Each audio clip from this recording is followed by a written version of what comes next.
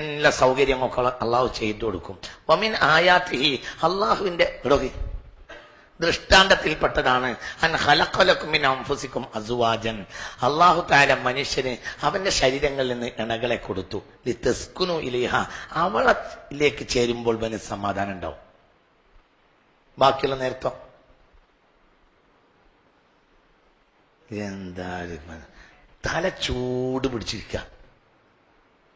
അപ്പൊ ഭാര്യയുടെ അടുത്തേവൻ പോയതെന്തിനാ? ആ ചൂടൊന്നും ഇറക്കാനാ. ഖുർആനാ ഓതിയത്. നിങ്ങൾ എന്താണ് മേപ്പോട്ട് നോക്കുന്ന മനുഷ്യന്മാരെ? വമിൻ ആയാത്തിഹി, അള്ളാഹുവിന്റെ ദൃഷ്ടാന്തത്തിൽപ്പെട്ടതാണ് അന ഖലഖലകും, നിങ്ങൾക്ക് പടച്ചു തന്നു, മിൻ അൻഫുസികും, നിങ്ങളെപ്പോലത്തെ ശരീരങ്ങളിൽ നിന്ന് അസ്വാജൻ, ഭാര്യമാരെ, ലിതസ്കുനു ഇലൈഹ, അവരിലേക്ക് ചെല്ലുമ്പോൾ അവനൊരു ശാന്തത ഉണ്ടാവും, അവന്റെ ചൂടൊന്ന് തണുക്കും. മനസ്സിലായില്ല? അപ്പോൾ ബാക്കിയുള്ള നേരത്തെ എല്ലാം നിങ്ങൾക്ക് പറഞ്ഞത് മനസ്സിലായില്ല. മനസ്സിലാവണല്ലോ പറഞ്ഞത്. ബാക്കിയുള്ള നേരത്തെ ഫുൾ അവൻ എന്തിലാണ്?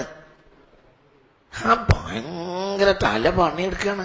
തല ഭയങ്കര പണിയില്ല, ഒരു സുഖമില്ല.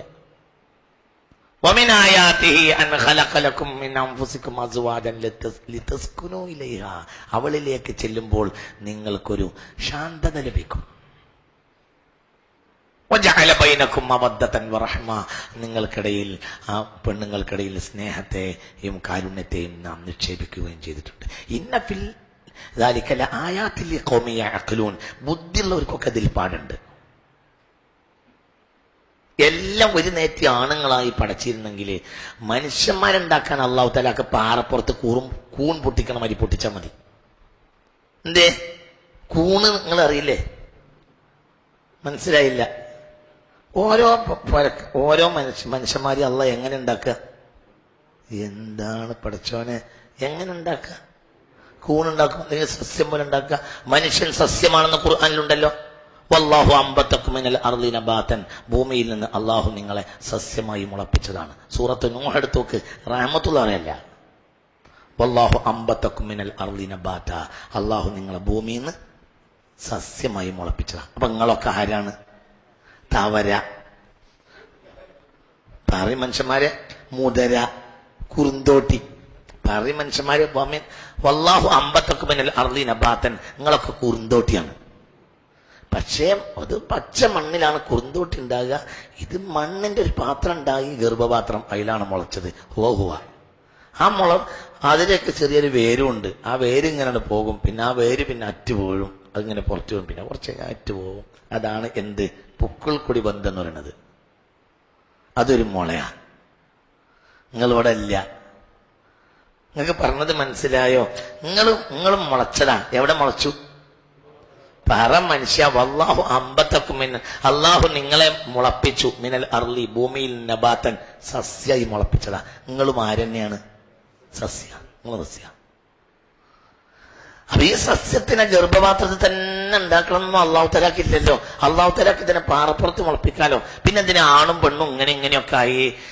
ഇവര് അള്ളാഹിനെ പറ്റി ചിന്തിച്ചിട്ട് ഭയങ്കര ചൂടിലാണ്. അപ്പൊ ഒരു ചെറിയ സമാധാനം കിട്ടിക്കോട്ടെ, അതിനാണ് പെണ്ണുങ്ങളെ പറിച്ചു കൊടുത്തത്.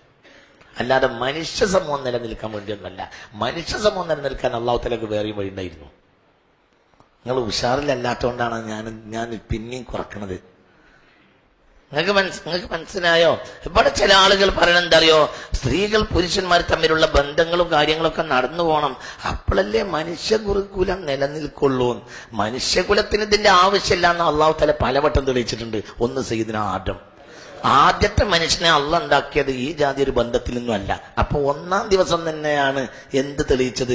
ഇതിന്റെ ഒന്നും ആവശ്യം മനുഷ്യനെ പടക്കാൻ അള്ളാഹു തആലക്ക് ഇല്ല. കുറെ കാലം കഴിഞ്ഞപ്പോ മനുഷ്യനത് മറന്ന്, അപ്പൊ പിന്നെ അങ്ങനെ തന്നെ ചെയ്ത് ഇടക്കുണ്ടല്ലോ എന്ത് ഒരു ചൊട്ട് തലക്ക് കൊടുക്കുക. സയ്യിദുനാ ഈസ, ഇന്ന മസല ഈസ ഇൻദല്ലാഹി കമസലി ആദം.